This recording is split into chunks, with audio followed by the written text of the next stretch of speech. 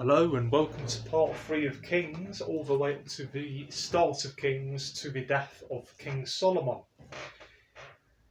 Okay, so Solomon builds the temple. In the 480th year after the Israelites had come out of Egypt, in the 4th year of Solomon's reign over Israel, in the month of Ziv, the second month, he began to build the temple of the Lord. The temple that King Solomon built for the Lord was 60 cubits long, 20 wide and 30 high. The portico at the front of the main hall of the temple extended the width of the temple, that is 20 cubits, and projected 10 cubits from the front of the temple. He made narrow clerestory windows in the temple. Against the walls of the main hall and inner sanctuary he built a structure around the building, in which there were side rooms. The lowest floor was 5 cubits wide, the middle floor 6 cubits, and the third floor 7. He made offset ledges around the outside of the temple so that nothing would be inserted into the temple walls. In building the temple, only blocks dressed at the quarry were used, and no hammer, chisel, or any other iron tool was heard at the temple site while it was being built. The entrance to the lowest floor was on the south side of the temple. A stairway led up to the middle level and from there to the third. So he built the temple and completed it, roofing it with beams and cedar planks. And he built the side rooms all along the temple. The height of each was 5 cubits. And they were attached to the temple by beams of cedar. The word of the Lord came to Solomon. And for this temple you are building, if you follow my decrees and carry out my regulations and keep all my commands and obey them, I will fulfill through you the promise I gave to David your father, and I will live among the Israelites and will not abandon my people Israel. So Solomon built the temple and completed it. He lined its interior walls with cedar boards, panelling them from the floor of the temple to the ceiling, and covered the floor of the temple with planks of pine. He partitioned off 20 cubits at the rear of the temple with cedar boards from floor to ceiling to form within the temple an inner sanctuary, the most holy place. The main hall in front of this room was 40 cubits long. The inside of the temple was cedar, carved with gourds and open flowers. Everything was cedar, no stone was to be seen. He prepared the inner sanctuary within the temple to set the Ark of the Covenant of the Lord there. The inner sanctuary was 20 cubits long, 20 wide and 20 high. He overlaid the inside with pure gold, and he also overlaid the altar of cedar. Solomon covered the inside of the temple with pure gold, and he extended gold chains across the front of the inner sanctuary, which was overlaid with gold. So he overlaid the whole interior with gold. He also overlaid with gold the altar that belonged to the inner sanctuary. In the inner sanctuary he made a pair of cherubim of olive wood, each 10 cubits high. One wing of the first cherub was 5 cubits long, and the other wing 5 cubits, 10 cubits from wing tip to wing tip. The second cherub also measured 10 cubits, for the 2 cherubim were identical in size and shape. The height of each cherub was 10 cubits. He placed the cherubim inside the innermost room of the temple, with their wings spread out. The wings of one cherub touched one wall, while the wing of the other touched the other wall, and their wings touched each other in the middle of the room. He overlaid the cherubim with gold. On the walls all around the temple, in both the inner and outer rooms, he carved cherubim, palm trees, and open flowers. He also covered the floors of both the inner and outer rooms of the temple with gold. He really loved gold, but I'm sure it had a very, very significant purpose. For the entrance of the inner sanctuary he made doors of olive wood with 5-sided jambs, and on the 2 olive wood doors he carved cherubim, palm trees, and open flowers, and overlaid the cherubim and palm trees with beaten gold. In the same way he made 4-sided jambs of olive wood for the entrance to the main hall. He also made 2 pine doors, each having 2 leaves that turned in sockets. He carved cherubim, palm trees, and open flowers on them, and overlaid them with gold, hammered evenly over the carvings. And he built the inner courtyard of 3 courses of dressed stone and 1 course of trimmed cedar beams. The foundation of the temple of the Lord was laid in the 4th year in the month of Ziv. Or is it Ziph? No. It's Ziv. It's definitely Ziv. In the 11th year, in the month of Bull, the 8th month, the temple was finished in all its details according to its specifications. He had spent 7 years building it. Wow, 7 years. That's no mean feat. Solomon builds his palace. It took Solomon 13 years, however, to complete the construction of his palace. Wow. He built the palace of the forest of Lebanon, 100 cubits long, 50 wide, and 30 high, with 4 rows of cedar columns supporting trimmed cedar beams. It was roofed with cedar above the beams that rested on the columns. 45 beams, 15 to a row. Its windows were placed high in sets of 3, facing each other. All the doorways had rectangular frames. They were in the front part in sets of 3, facing each other. He made a colonnade 50 cubits long and 30 wide. In front of it was a portico, and in front of that were pillars and an overhanging roof. He built the throne hall, the hall of justice, where he was to judge, and he covered it with cedar from floor to ceiling. And the palace in which he was to live, set further back, was similar in design. Solomon also made a palace like this hall for Pharaoh's daughter, whom he had married. All these structures, from the outside to the great courtyard and from foundation to eaves, were made of blocks of high-grade stone cut to size and trimmed with a saw on their inner and outer faces. The foundations were laid with large stones of good quality, some measuring 10 cubits and some 8. Above were high-grade stones cut to size and cedar beams. The great courtyard was surrounded by a wall of 3 courses of dressed stone and 1 course of trimmed cedar beams, as was the inner courtyard of the temple of the Lord with its portico. What a labour of love. The temple's furnishings. King Solomon sent to Tyre and brought Huram, whose mother was a widow, from the tribe of Naphtali, and whose father was a man of Tyre, or is it Tyre, and a craftsman in bronze. Huram was highly skilled and experienced in all kinds of bronze work. He came to King Solomon and did all the work assigned to him. He cast 2 bronze pillars, each 18 cubits high and 12 cubits around by line. He also made 2 capitals of cast bronze to set on the tops of the pillars. Each capital was 5 cubits high. A network of interwoven chains festooned the capitals on top of the pillars, 7 for each capital. He made pomegranates in 2 rows encircling each network to decorate the capitals on top of the pillars. He did the same for each capital. The capitals on top of the pillars in the portico were in the shape of lilies, 4 cubits high. On the capitals of both pillars above the bowl-shaped part next to the network were the 200 pomegranates in rows all around. That sounds absolutely great. Absolutely beautiful.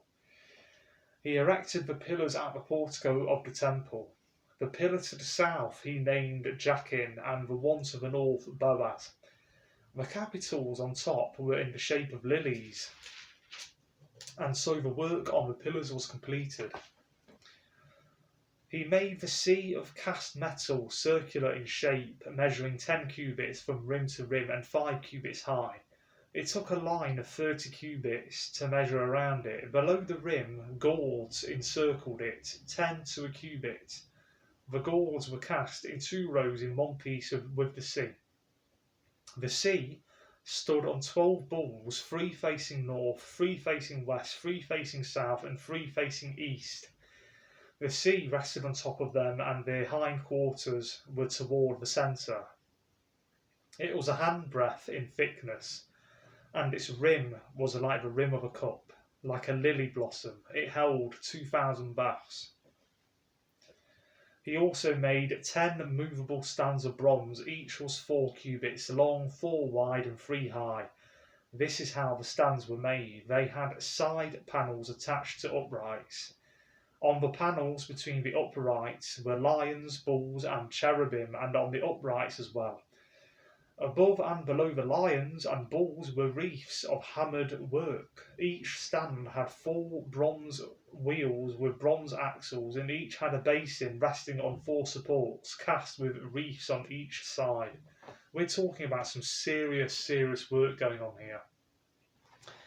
On the inside of the stand there was an opening that had a circular frame 1 cubit deep.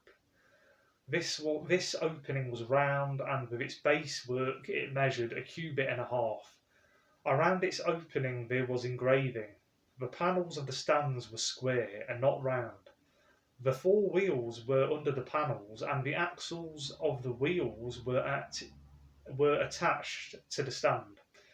The diameter of each wheel was 1.5 cubits. The wheels were made like chariot wheels. The axles, rims, spokes, and hubs were all of cast metal.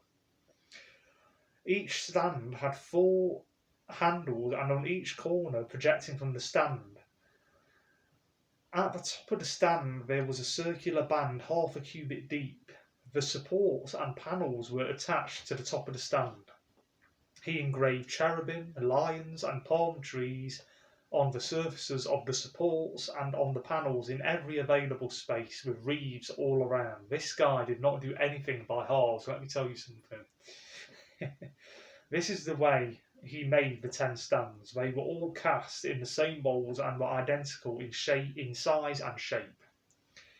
He then made 10 bronze basins, each holding 40 baths, and measuring 4 cubits across, 1 basin to go on each of the 10 stands. He placed 5 of the stands on the south side of the temple and 5 on the north. He placed the sea on the south side at the southeast corner of the temple. He also made the basins and shovels of sprinkling bowls. So Huram finished all the work he had undertaken for King Solomon in the temple of the Lord. The 2 pillars, the 2 bowl-shaped capitals on top of the pillars, the 2 sets of network decorating the 2 bowl-shaped capitals on top of the pillars, the 400 pomegranates for the 2 sets of network, 2 rows of pomegranates for each network, decorating the bowl-shaped capitals on top of the pillars. The 10 stands with their 10 basins, the sea and the 12 bulls under it, the pots, shovels, and sprinkling bowls. Wow, it's making me tired just thinking about it. All these objects that Huram made for King Solomon for the temple of the Lord were for burnished bronze. The king had them cast in clay moulds in the plain of the Jordan between Succoth and Zarephath. Solomon left all these things unweighed because there were so many. The weight of the bronze was not determined. Solomon also made all the furnishings that were in the Lord's temple, the golden altar, the golden table on which was the bread of the presence, the lampstands of pure gold, 5 on the right and 5 on the left in front of the inner sanctuary, the gold floral work and lamps and tongs, the pure gold basins, wick trimmers, sprinkling bowls, dishes and censers. And the gold sockets were the doors of the innermost room, the most holy place, and also for the doors of the main hall of the temple. When all the work King Solomon had done for the temple of the Lord was finished, he had brought in the things his father David had dedicated, the silver and gold and the furnishings, and he placed them in the treasuries of the Lord's temple. Mind officially blown. Wow. The ark brought to the temple. Then King Solomon summoned into his presence at Jerusalem the elders of Israel, all the heads of the tribes and the chiefs of the Israelite families to bring up the ark of the Lord's covenant from Zion. Or is that Zion? I don't know. The city of David. I think it's Zion. All the men of Israel came together to King Solomon at the time of the festival in the month of Athanim, the 7th month. When all the elders of Israel had arrived, the priests took up the ark, and they brought up the ark of the Lord and the tent and of meeting. Sorry, I'm going to say that again. When all the elders of Israel had arrived, the priests took up the ark, and they brought up the ark of the Lord and the tent of meetings and all the sacred furnishings in it. The priests and Levites carried them up. And King Solomon and the entire assembly of Israel that had gathered about him were before the ark, sacrificing so many sheep and cattle that they could not be recorded or counted. The priests then brought the ark of the Lord's covenant to its place in the inner sanctuary of the temple, the most holy place, and put it beneath the wings of the cherubim. The cherubim spread their wings over the place of the ark and overshadowed the ark and its carrying poles. These poles were so long that their ends could be seen from the holy place in front of the inner sanctuary, but not from the outside the holy place, and they are still there today.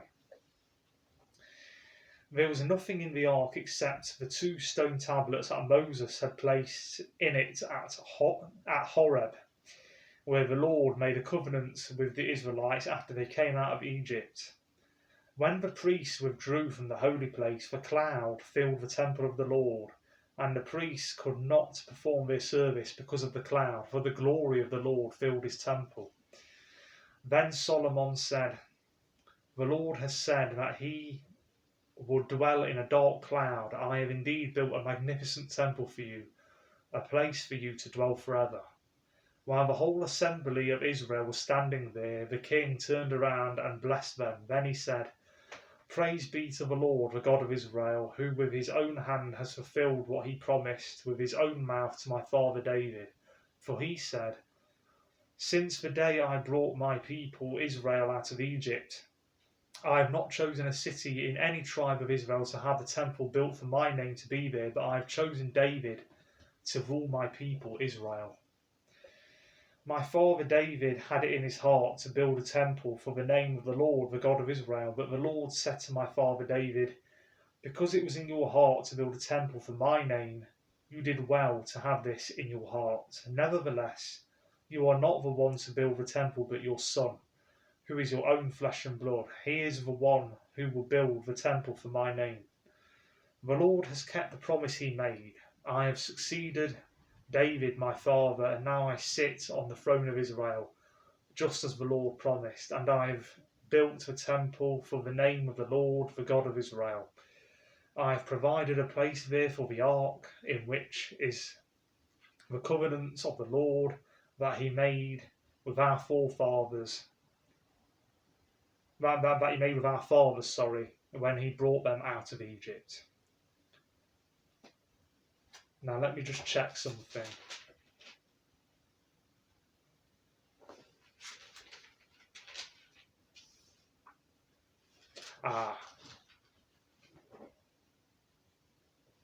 Okay. Just bear with me. Right, so what I'm going to do is leave it here, okay? The next part is Solomon's prayer of dedication, but I'm going to do that another day, okay? So, next time I'm going to be reading from Solomon's prayer of dedication all the way to Solomon's death, okay? Now, I hope you enjoyed it, so I said it was going to be 3 parts, but it's actually going to be 4, okay? I'm going to upload these videos first, otherwise I will run out of memory on my Kindle. So I hope you've enjoyed it, and I'll see you on the next one. Remember to like and subscribe, okay? Bye bye and take care.